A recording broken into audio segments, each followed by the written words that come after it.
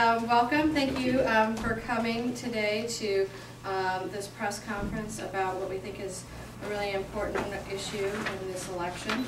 I'm Kelly Copeland. I'm the Executive Director of NARAL Pro-Choice Ohio. NARAL Pro-Choice Ohio is the political leader of the pro-choice movement in this state, and we are the only statewide organization that's dedicated solely to building a grassroots network of activists who will use the political process to protect their reproductive rights. I will also have other speakers after me. I'll introduce them as we go. But first, I wanted to give you a sense of why we called this press conference and why we're working in collaboration with the coalition partners that you'll be introduced to momentarily. Obviously, we know Ohio is the heart of any presidential election. Few people make it to the White House without winning Ohio. And so for that reason, we're at the heart of a presidential election, but we're also at the heart of the debate about whether or not abortion will remain legal. That has been an important issue in this election, with one set of candidates talking about wanting to overturn Roe versus Wade and the other talking about protecting those rights. That's important to know because the next president will likely be able to appoint the deciding vote on the United States Supreme Court, which is currently divided 5-4, slightly in favor of reproductive rights.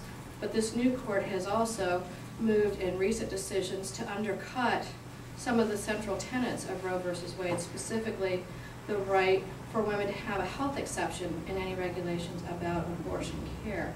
So whoever the next president is critically important because they will be shaping for the term of their presidency, but for likely the next 20 to 30 years because those are lifetime. We're also at the heart of this debate because twice in the last 3 years we have faced legislation that would outlaw all abortions in our state. Those pieces of legislation have been designed by their sponsors, if passed, to be challenges to Roe versus Wade. If Roe versus Wade were to ever be overturned, we believe that it's highly likely that there would be significant movement to ban abortion in this state because, unfortunately, over 60% of the Ohio legislature is anti-choice.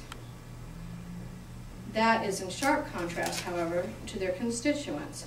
A recent poll done in the summer of 2008 by the Akron Buckeye poll said that only 18% of Ohioans thought that abortion should be illegal in all circumstances. So you can see that the legislature that we have is completely out of step with their constituents. I would suggest that that is because of the gerrymandering that has taken place and the way that districts have been created in this state. So it's critically important that people, when they think about their reproductive rights, that they find out where their candidates stand on this important issue. With that, I'd like to introduce Kelly Conlon. She's with the Winning Message Action Fund.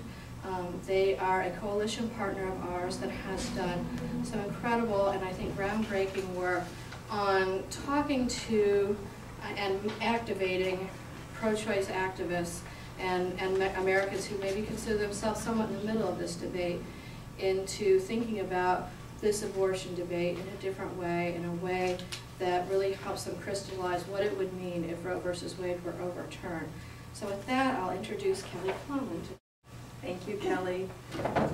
We did not come together to confuse the reporters who are here with our names and the spellings, but in fact, Kelly Copeland is one of the most powerful political players in all of Ohio, and so we are thrilled to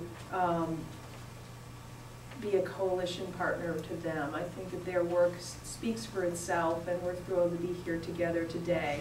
My name is Kelly Conlon. I'm the president of the Winning Message Action Fund. We're an issue advocacy organization that educates voters about the consequences of the movement to ban abortion, which is going on in this state and states around this country. We're working in 6 states: Ohio, Oregon, Colorado, South Dakota, Missouri, this is 7 states, Wisconsin, and Pennsylvania.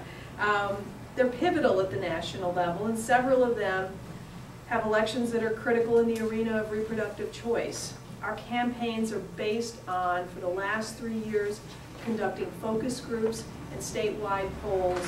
And we've done 22 focus groups around this country, and we've done 2 statewide polls.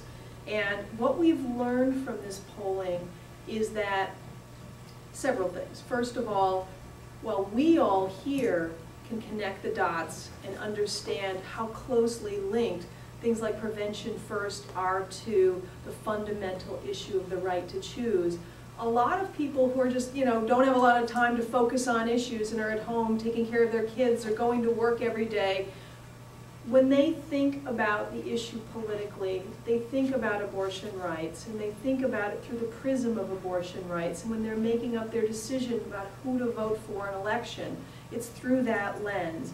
And so, we decided that we would actually create some messages in these focus groups and in these polls that would really figure out, how can we make our pro-choice majority, Kelly talked about the pro-choice majority here in Ohio, how we help them to connect with the issue in a way that's meaningful, in a way that suddenly they say, this is an important issue again.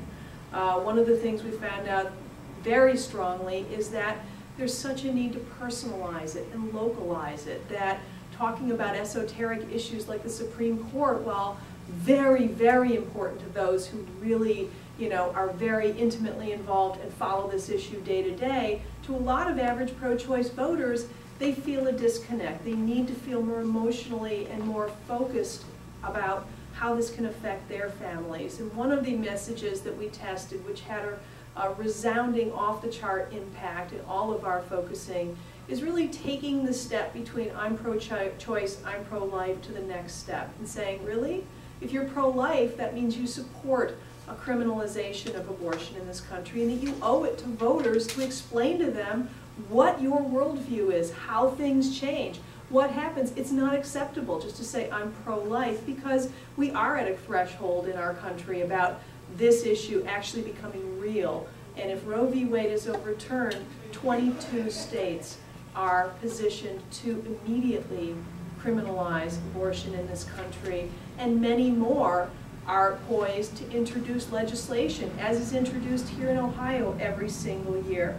Shortly, we're going to show you an advance of our hard-hitting How Much Time campaign, which demands that Senator McCain explain exactly what he envisions will happen if his efforts to ban abortion are successful. The McCain-Palin ticket has made its clear opposition to abortion access painfully clear. But we know that banning abortions won't stop them, it will make them extremely dangerous. Importantly, the laws that are on the books in many states don't reflect our nation's values, and they're the work of extremist politicians who pass them in the cover of night. Poll after poll shows that voters support a woman's right to choose abortion. This campaign energizes and motivates voters. It's time that we call out candidates at all levels of government who say they want to ban abortion and ask them some serious questions. John McCain himself said that elections have consequences. Well, you know what? He has taken such an extreme position that he owes it to the voters of Ohio and this nation to explain exactly what the consequences for women would be. Thank you. Thank you, Kelly. Now I'd like to introduce you to another really good friend of mine, Lydia Strauss. She's the manager at G&H Healthcare, which is a women's health center in the Akron area.